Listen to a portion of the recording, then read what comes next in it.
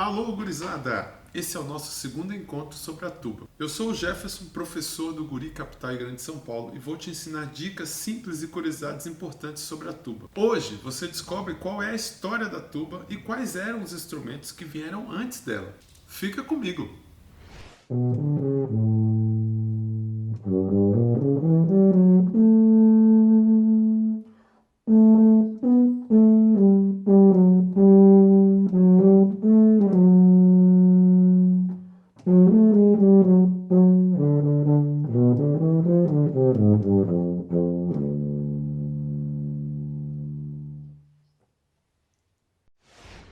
Bom, a serpente é o instrumento mais antigo, na linha dos predecessores diretos da tuba e do eufone. Ela foi inventada aproximadamente por volta de 1590 por Edmé Guilherme, que descobriu a arte de fabricação de uma corneta em forma de serpente. Ela pode ser definida como um instrumento de sopro, em que o som é gerado por um bocal. Esse bocal muitas vezes é feito de chifre ou marfim. Então ele é acoplado a um tubo cônico de madeira revestido de couro com orifícios fechados pelos dedos. Esses orifícios eles são organizados em dois grupos de 3, com uma distância de cerca de 30 centímetros entre o mais baixo do grupo superior e o mais alto do grupo inferior. Durante o século XIX, foram fabricados instrumentos com orifícios adicionais, governados por chaves, em números de 2 a 8. Na sua forma final, a serpente chegou a ter 14 chaves. Muitos falavam que esse instrumento novo deu um aspecto inovador ao canto gregoriano. Então ele foi muito usado nas igrejas para fortalecer o coro. Depois do Guilherme, que foi o criador da serpente, o primeiro músico serpentista a se destacar, a ser conhecido, foi Michael Tornatoris, que em 1602 foi designado como tocador de serpente para a igreja de Notre-Dame des Doms, em Avignon, na França. Um manuscrito do professor Jean-Baptiste Metoyen, que era um músico do reinado de Luís XV e XVI, dizia que o uso da serpente na igreja estava tornando-se comum entre os instrumentistas. Na Alemanha, a serpente foi inserida às bandas militares do século XVIII. Isto se comprova, pois várias marchas militares compostas entre 1750 e 1764 foram descobertas por Karl Haas, contendo partes destinadas à serpente, não havendo outra evidência deste instrumento nas bandas militares alemãs. Um detalhe importante, foi na Alemanha que desenvolveram suas válvulas. O fagote serpente foi a primeira de muitas formas de serpente vertical. Ele foi inventado em 1788 e frequentemente utilizado durante a primeira metade do século XIX. Embora o seu inventor fosse francês, a França parece ter sido o último país a adotar esse tipo de serpente. As prováveis causas de declínio da serpente em popularidade no século XIX foram a tendência crescente de alargar a sua extensão superior e o seu uso em obras escritas para outros instrumentos, mais executadas pela serpente. A adição de chaves no século XIX provavelmente conduziu a uma deteriorização na qualidade comum de se tocar a serpente.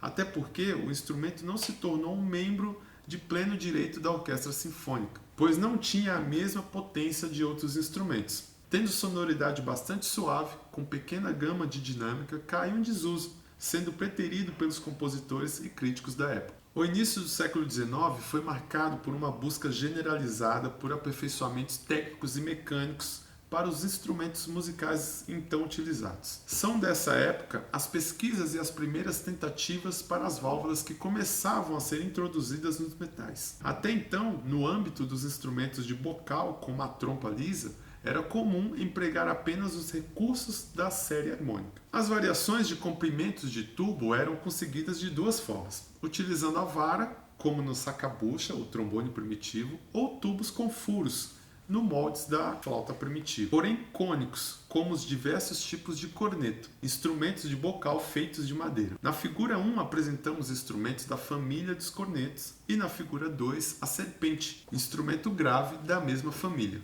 Mais tarde foram acrescentadas algumas chaves e a serpente sobreviveu até meados do século XIX. O fato de ter sobrevivido tanto mostra que não havia outro instrumento que cumprisse sua função satisfatoriamente. Incentivados pelos compositores, orquestradores e instrumentistas, os fabricantes buscavam sempre novas soluções. Havia tentativas de criar vários instrumentos. como o baixo de trompa e o fagote russo, mas suas imperfeições fizeram com que desaparecessem. O off-clade e o bugle de chaves são feitos a partir de tubos de metal cônicos, cujo comprimento pode ser variado pela abertura ou fechamento de seus orifícios. Tecnicamente, off-clade, que é o baixo do bugle de chave, é derivado da serpente. Foi inventado em 1817 em Paris por Jean Rillier. Diz-se que ele se inspirou para inventar o off-clade após um corte orçamentário militar para conter as dificuldades econômicas da época, na qual ele viu um exemplo de corneto com chaves de John Distin. Sua invenção aconteceu em um momento em que os fabricantes de instrumentos musicais estavam experimentando a serpente com a integração de metal e madeira. Este instrumento foi o primeiro a ser considerado como tuba, sendo o mais grave da linha dos trombones. Sua primeira aparição foi em 1819 em Paris, fazendo parte da orquestra que interpretava a ópera Olympier, do compositor Gaspare Luigi Pacifico Spontini. O off-clade é feito de metal e se assemelha a um fagote de metal grande. Ele é manipulado com um mecanismo de chaves que abre e fecha seus furos, com o intuito de produzir as diferentes alturas. Deriva da serpente seu formato em U e do bugle de chaves, o metal. A palavra off-clade é composta por duas palavras gregas, ophis, que significa serpente, e clade, que significa tampa ou abafador, podendo ser entendida como serpente de chaves. Talvez o off-clade seja o mais próximo ao antecessor da tuba, apesar de ter pouco em comum com a serpente. Segundo Walter Piston, seu sistema de chaves funcionava de forma inversa à empregada nos instrumentos de chaves modernos. Ao passo que na flauta, oboé, clarinete, fagote e saxofone, a chave da escala natural são fechadas pelos dedos. No off-clade elas são abertas. O bocal é semelhante ao da serpente, feito de marfim, com o corpo em forma de taça, sendo seu tamanho bem semelhante ao bocal do eufone moderno. Suas chaves foram sendo acrescentadas aos poucos. O primeiro off-clade tinha 7, depois foram adicionadas mais 2 em 1822, e alguns modelos chegaram a ter 12. O off-clade foi projetado para substituir a serpente com um som mais cheio e com maior facilidade da entonação. Comparado aos instrumentos modernos, ele soa como um eufone ou um fagote, ou ainda uma tuba em Fá. Na família dos off-clades, existe o off-clade alto, que raramente foi utilizado.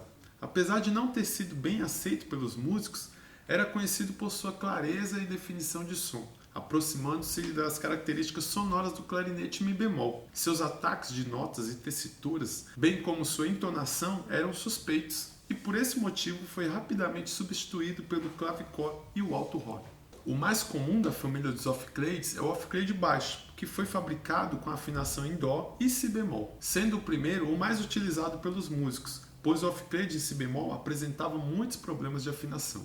O off-clade contrabaixo foi projetado para tocar uma oitava abaixo da linha dos off-clades baixo, mas raramente foi utilizado devido ao seu tamanho e à grande quantidade de ar que era exigida para tocar o instrumento. Logo após sua concepção, o instrumento foi amplamente utilizado na França, Inglaterra, Itália, Espanha e nos Estados Unidos. Para termos uma ideia da popularidade do off-clade, em 1860 na Grã-Bretanha, no concurso Crystal Palace de Brass Band, tivemos um total de 133 off-clades se apresentando, juntamente com 155 tubas com afinação em mi bemol e apenas 2 tubas em si bemol. Embora o off-clade era comum em bandas militares, foi raramente encontrada em eventos de bandas civis. Foi na Ópera de Paris que o off-clade apareceu pela primeira vez em 1819. A ópera Olympier do compositor Gaspare Luigi Pacifico Spontini foi escrita para 4 horns, 8 trompetes, 3 trombones e um off-clade. Já em 1831, Meyerbeer compôs a ópera Robert Le Diable, onde inclui o off-clade dobrando a parte do terceiro trombone. Nas orquestras de ópera de Paris, o off-clade permaneceu até 1874. Em outras partes da França, o instrumento foi utilizado até o ano de 1885. Apesar da sua utilização na ópera Reising, o último dos tribunes, de Richard Wagner, em 1840, sua importância não se limita ao palco como foi dado em partes significativas no âmbito operístico. Existem obras de compositores importantes, incluindo Mendelssohn na ópera Sonho de uma Noite de Verão, de 1827, e Berlioz na Sinfonia Fantástica, de 1830. Um dos principais críticos do instrumento foi Hector Berlioz, pois acreditava que o off-clade não se destacava o suficiente para ser usado regularmente como a parte mais grave e independente, mas sim utilizado como uma dobra de oitava com o terceiro trombone. Berlioz considerava que o instrumento seria excelente para sustentar a parte mais grave da harmonia, tocado junto com um instrumento de registro mais agudo e mais ágil. No entanto, Berlioz disse que, em certos casos, sob uma massa de instrumento de metal, o off-clade só funcionaria através de um milagre, pois articulações como staccatos foram consideradas impraticáveis nos tempos mais rápidos. Mesmo com todas as críticas, o off-clade foi introduzido em várias formações musicais, e Berlioz ressaltava sua opinião de que no registro médio o off-clade ficava com o som da serpente, e concluiu que a falta de recurso no instrumento resultou da enorme quantidade de ar necessário para tocá-lo. Tudo certo até aqui, pessoal? Com isso, a gente pode entender que o off-clade não era necessariamente injustiçado pelos seus críticos, mas todos questionavam de alguma forma a qualidade do som, capacidade técnica e mão de obra pobre que utilizaram para construí-los.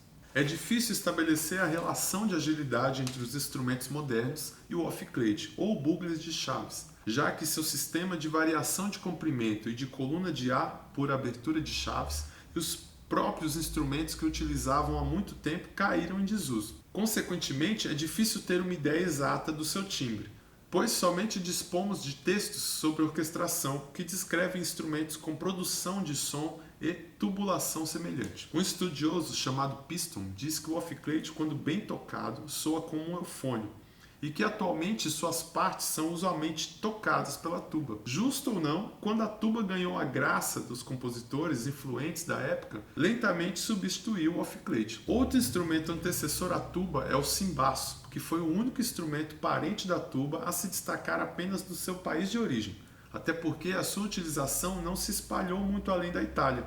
Ele foi visto pela primeira vez em 1815 na Itália, após ter sido projetado utilizando os traços de um instrumento que se assemelhava a uma serpente, onde nessa época qualquer instrumento grave feito de latão poderia ser conhecido com esse nome na Itália. Com a invenção da válvula, os italianos e espanhóis tiveram interesse em aplicá-las para o trombone. Assim, o cimbaço, conhecido como um baixo de válvulas ou trombone contrabaixo, foi destaque nas obras de Verdi, onde o mesmo desejava ter uma quarta voz para completar o som da seção dos trombones. Embora o cimbaço seja família das tubas, ele é muito mais parecido com o trombone baixo, porém sempre foi tocado por tubistas. Tem a mesma extensão da tuba, porém com as propriedades sonoras do trombone, metálico em vez de obscuro. Há uma ponta de borracha para apoiar o instrumento no chão e pode ser confeccionado com outras afinações. Esse foi nosso panorama geral da tuba. E me conta aqui nos comentários se você já conhecia algum desses instrumentos que falei na aula de hoje. Se você gostou do vídeo, não se esqueça de se inscrever no canal, compartilhar com seus amigos e ativar o sininho para receber as notificações dos nossos próximos encontros. Ainda temos muito pela frente. Bom, até mais, pessoal!